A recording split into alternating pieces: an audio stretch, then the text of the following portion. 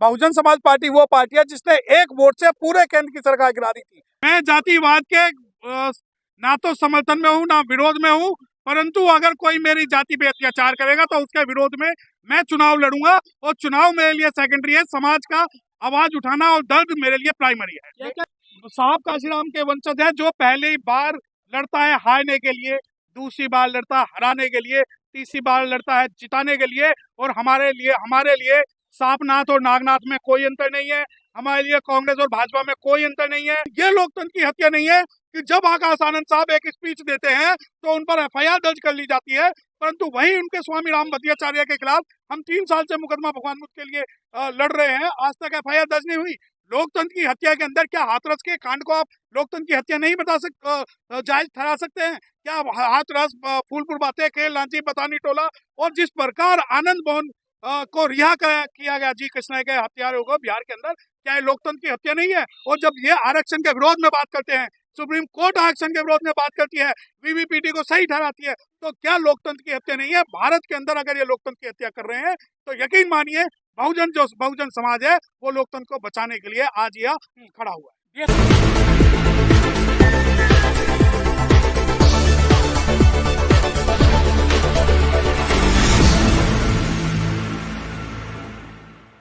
Bahujan Samaj party वो party है जिसने एक वोट से पूरे केंद्र की सरकार गिरा दी थी। और खाता नहीं खुलेगा तो मैं नहीं मानता, क्योंकि बहुजन समाज पार्टी राजनीतिक पार्टी बाद में है और सामाजिक परिवर्तन और सामाजिक मिशन मूवमेंट पहले है। आखिर आपने सुप्रीम कोर्ट ही क्यों चुना यहाँ से जाने के लिए, पर्चा दाखिल करने के लिए? देखिए, सबसे पहले तो सुप्रीम कोर्ट मेरी कर्म भूमि है, उसके अलावा ये जो क्षेत्र है, चाहे सुप्रीम कोर्ट हो, पटियाला हाउस हो, हाई कोर्ट हो, ये मेरी कर्म भूमि है। दूसरी बात, 2024 का साल सिर्फ इस वजह से याद रखा जाएगा कि आजादी के 70 साल बाद सुप्रीम कोर्ट के प्रांगण में बाबा साहब डॉक्टर भीमराव अम्बेडकर साहब की स्टैचू लगी। और मेरे लिए अगर कोई सबसे बड़ा मंदिर है सुप्रीम कोर्ट है, और उस मंदिर के अगर कोई देवता हो बाबा साहब डॉक्टर भीमराव अम्बेडकर है। और मैं खुल के ये कहता हूँ कि मैं अम्बेडकरवादी हूँ, और अम्बेडकरवादी हूँ, बहुजन समाज पार्टी की विचारधारा में विश्वास रखता हूँ। आप ये देखिए कि जो सैकड़ों एडवोकेट आज यहाँ खड़े हुए हैं, वो सभी, वो शायद हो सकता है मेरे से सहमत ना हो या मेरी विचारधारा से सहमत ना हो, पर उन सभी के मन में एक दर्द है, वो है समाज का दर्द। और ये वो भीड़ है, ये वो लोग हैं, ये वो अधिवक्ता हैं जो समाज के सुख और दुख में कंधे से कंधा मिलाकर हमेशा खड़े रहेंगे। सामने सोमनाथ है और बांसुरी है। मैं, शायद आप ये बात नहीं जानते कि मैं इन दोनों का नाम नहीं जानता। अगर वो मेरा नाम जानते हैं तो मैं जानता हूँ। सामने मेरे कोई नहीं है, नई दिल्ली में है तो सिर्फ सत्य प्रकाश गौतम।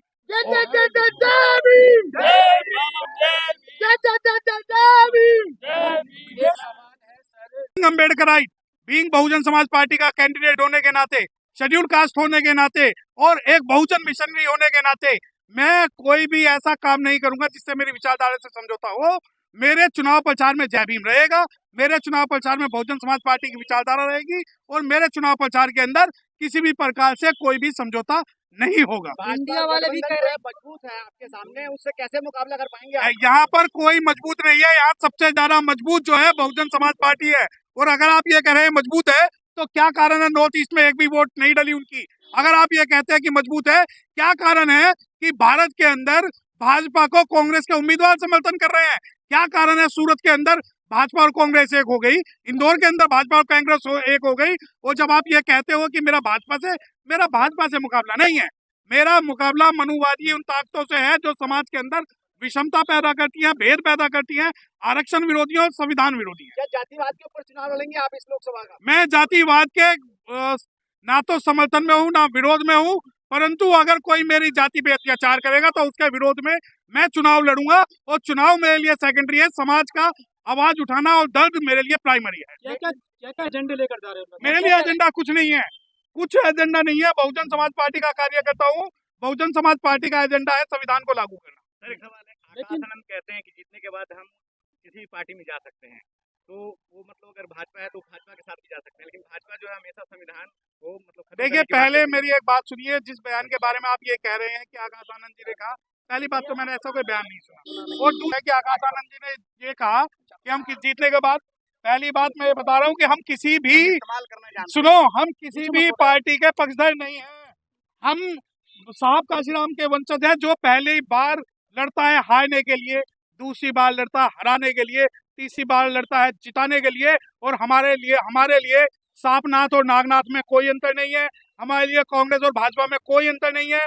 हम जो है मजबूती की सरकार नहीं चाहते, हम मजबूरी की सरकार चाह रहे हैं। एनडीए कुल मिला के उनके आंकड़ों के हिसाब से 220 वोट ला रही है, और अगर जो बहुजन समाज पार्टी 40 में ले आई तो यकीन मानिए इस बार जो है 2024 में बहुजन समाज पार्टी का ही पीएम बनेगा। लेकिन बीजेपी वाले कहते हैं कि 400 सीट आएंगी तो संविधान बदला जाएगा। अरे ये बीजेपी वाले तो जुमला 15 लाख भी बोलते थे, बीजेपी वाले तो संविधान खत्म करने की बात भी कर रहे हैं। बीजेपी वालों का क्या ऐसा है कि उनके वो जो बीजेपी वाले जो बोलते हैं उनसे मेरा कोई सरोकार नहीं है।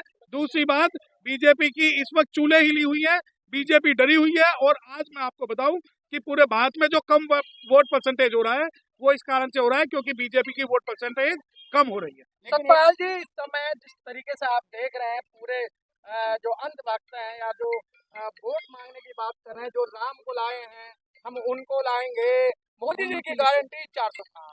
देखिए ना तो 400 पार होगा, इनका जो जुमलेबाजी है। दूसरी बात, हम तो बाबा साहब को सुप्रीम कोर्ट में लाए हैं और बाबा साहब को पार्लियामेंट में लाएंगे, हमारा तो नारा ये है। वो एक लास्ट सवाल है, जिस तरह से अभी दिल्ली के अंदर आरोप लग रहा है जैसे कि बीएसपी का खाता नहीं खुला, तो विपक्षी पार्टियां आरोप लगा रही हैं चाहे गठबंधन हो चाहे बीजेपी हो के बीएसपी यहाँ पर वोट काटने का काम करे। देखिए पहली बात, मेरी एक बात सुनिए कि आरोप जहां तक लगाने की बात है, इन्होंने भगवान बुद्ध पे आरोप लगाए, इन्होंने ज्योतिबा फूले पे आरोप लगाए, इन्होंने सावित्रीबाई फूले पे आरोप लगाए, इन्होंने साहब काशीराम पे आरोप लगाए, इन्होंने बाबा साहब पे आरोप लगाए, इन्होंने बहन कुमारी मायावती पे आरोप लगाए। बहुजन समाज का कोई ऐसा लीडर, कोई ऐसा संत महापुरुष भारत में पैदा नहीं हुआ जिसके ऊपर इन्होंने आरोप नहीं लगाए हो। और जहां तक वोट काटने की बात है कि भाई ये वोट काट रहे हैं, तो मैं बता दूं भारत के अंदर सबसे ज्यादा जो वोट काट रही है आज इंडिया गठबंधन काट रही है, क्योंकि इंडिया गठबंधन का कोई भी राष्ट्रीय पार्टी से सरोकार नहीं है। इंडिया गठबंधन अगर खड़ी ना हो तो भाजपा को हम प्रत्यक्ष रूप से पूरे भारत में हरा सकते हैं। और जो ये कह रहे हैं कि वोट काट रहे हैं, मैं उत्तर प्रदेश के अंदर पिछली बार बहुजन समाज पार्टी 38 सीटों पर लड़ी थी, जिसमें से 10 सीटें जीती थी, और 27 सीटों पे वो 27वें नंबर पर रही थी और बहुत कम मार्जिन से जीती थी। अब आप कहते हैं कि वोट काट रहे हैं, तो वोट काट रहे हैं। क्या हुआ है सूरत में? भाजपा के कैंडिडेट को जो है कांग्रेस ने समर्थन दिया है। क्या हुआ है इंदौर के अंदर? और जिस सीट को बहुजन समाज पार्टी 2 लाख वोटों में जीत जाती थी, अब 4 लाख में भी नहीं जीत रही। तीसरी बात, आप कहते हैं वोट काट रहे हैं, जब अनुसूचित जाति, जब पिछड़ा वर्ग, जब डिप्राइड क्लास अपने हक मांगते हैं तो उन पर आरोप लगाई जाती है। लेकिन हम वो लोग हैं जो हम मर्सिडीज में बैठे हुए वो मालिक हैं जो किसी बाहर बैठे हुए कुत्ते के भौंकने का जवाब नहीं देते। हम वो हैं जो बहुजन समाज पार्टी इस बार, मैं बता रहा हूं कि अगर क्या आपने ये देखे कि मार्केट में जो सन्नाटा है इस चुनाव के अंदर, जो सुगबुगाहट कम है, वो इस वजह से ही है कि सभी जो मीडिया कल तक ये कह रही थी कि 0 पे आएगी, वो पहले 3-4 पे आई, फिर 12-13 पे आई, अब 20 पे आ गई। ये समीकरण कहाँ से आ रहे हैं? दूसरी बात, अगर वोट काटने की बात है तो मैं आपके माध्यम से, जो बहुजन मीडिया उसके माध्यम से एक मैं चैलेंज कर रहा हूँ कि पूरे भारत से एनडीए को खत्म कर दो और बसपा के उम्मीदवारों को समर्थन दे दो। अगर बहुजन समाज पार्टी ने भारत के अंदर पूर्ण बहुमत से अगर यहाँ पर अपनी सरकार ना बना ली तो मैं उसी दिन राजनीति से त्याग पत्र दे दूंगा। लेकिन सर बड़ा सवाल यह है कि उत्तर प्रदेश के कौशाम्बी में छेदाराम चमार को अधिकारी ने पर्चा नहीं दाखिल करने थी, उसको भगा दिया। आप क्या देखते हैं, लोकतंत्र मजबूत हो रहा है, लूटा जा रहा है? नहीं, लोकतंत्र, आप ये देखिए, आप, मुझे लगता है कि इतने सारे पत्रकार हैं, आपने मुझसे एक सवाल नहीं पूछा। इससे पहले आपको एक सवाल पूछना चाहिए था कि आप ईवीएम का क्या स्टैंड है, ईवीएम का क्या स्टैंड है? नहीं, हाँ, अब मैं आपको बताऊं, ये इससे कनेक्टेड इस वजह से है, बहुजन समाज के लिए ईवीएम उतनी खतरनाक है जितना कि बैलेट, क्योंकि पहले बूथ कैप्चरिंग कर लेते थे। आप उत्तर प्रदेश का कोई ऐसा गांव बता दो जिसके अंदर कोई प्रधान जीता हो, उसमें गोली ना मारी हो या उसके परिवार वालों को ना मारा हो। दूसरी बात, अब आपने कहा कि ये लोकतंत्र की हत्या, अरे लोकतंत्र की हत्या ही है कि जब दिल्ली जैसे एरिया में पिछली बार लोकसभा का इन्होंने हमारा नामांकन रद्द करा दिया था, और ये लोकतंत्र की हत्या ही है जहां दिल्ली के अंदर जब संदीप वाल्मीकि को हटाया जा सकता है, जब राजेंद्र पाल गौतम को हटाया जा सकता है, और जब राजकुमार आनंद को हटाया जा सकता है, तो क्या कारण है अभी तक मनीष सिसोदिया, जैन और केजरीवाल तीनों नहीं हटे हैं? क्या ये लोकतंत्र की हत्या नहीं है? अब लोकतंत्र की हत्या की बात आप एक वोट से मत करिए। आप ये देखिए कि भारत के अंदर, आप जब नॉर्थ ईस्ट के अंदर एक भी वोट नहीं पड़ा, तो क्या ये लोकतंत्र की हत्या नहीं है कि नॉर्थ ईस्ट के राज्यों को आज केंद्र की सरकार में 1% विश्वास नहीं है? और ये लोकतंत्र की हत्या नहीं है कि जब आकाश आनंद साहब एक स्पीच देते हैं तो उन पर एफआईआर दर्ज कर ली जाती है, परंतु वहीं उनके स्वामी राम भद्राचार्य के खिलाफ हम 3 साल से मुकदमा भगवान बुद्ध के लिए लड़ रहे हैं, आज तक FIR दर्ज नहीं हुई। लोकतंत्र की हत्या के अंदर क्या हाथरस के कांड को आप लोकतंत्र की हत्या नहीं बता जायज ठहरा सकते हैं? क्या हाथरस, फूलपुर बातेखेल, लांची बतानी टोला और जिस प्रकार आनंद मोहन को रिहा किया गया जी कृष्णा के हत्यारों को बिहार के अंदर, क्या ये लोकतंत्र की हत्या नहीं है? और जब ये आरक्षण के विरोध में बात करते हैं, सुप्रीम कोर्ट आरक्षण के विरोध में बात करती है, VVPT को सही ठहराती है, तो क्या लोकतंत्र की हत्या नहीं है? भारत के अंदर अगर ये लोकतंत्र की हत्या कर रहे हैं तो यकीन मानिए बहुजन समाज है वो लोकतंत्र को बचाने के लिए आज यह खड़ा हुआ है। बीएसपी का जो वोटर है वो गरीब गुरबा वोटर है, वो फ्री बिजली पानी पर है, तो उनको कैसे आप अपनी तरफ खींचोगे? नहीं, ये देखिए, ये आपका बिल्कुल गलत आकलन है कि जो BSP का वोटर है वो फ्री बिजली पानी पे है। BSP का वोटर तो एक नोट एक वोट की राजनीति करता है। BSP का वोटर तो वो है जो 2 किलो नील में लोकसभा चुनाव लड़ता था। BSP का वोटर तो वो है जिसने नई दिल्ली के सबसे मजबूत कैंडिडेचर के अंदर एक ऐसे आदमी को टिकट दिया जिसके पास जो आज भी शायद स्कूटर मोटरसाइकिल से चलता है। और BSP का वोटर ये है कि जब यहाँ हजारों की तादाद में आप लोग देख रहे हैं तो ये सभी BSP के वोटर और सपोर्टर हैं और ये तन मन धन से बसपा के साथ हैं। और जब आप कहते हो फ्री बिजली पानी, दिल्ली के अलावा बहुत बड़ा है, बहुत बड़ा भारत है, और इस भारत के कोने कोने में आज मैं आपको बता दूं कि आप ये जो एक सवाल कह रहे हैं कि BSP का वोटर, आप उसको शायद एक बात ना पता हो कि पूरे भारत में अगर कोई सबसे ज्यादा सीटों पर एक अकेली पार्टी लड़ रही है तो बहुजन समाज पार्टी लड़ रही है, ना कि एनडीए। सुर्खियों में नहीं रहता।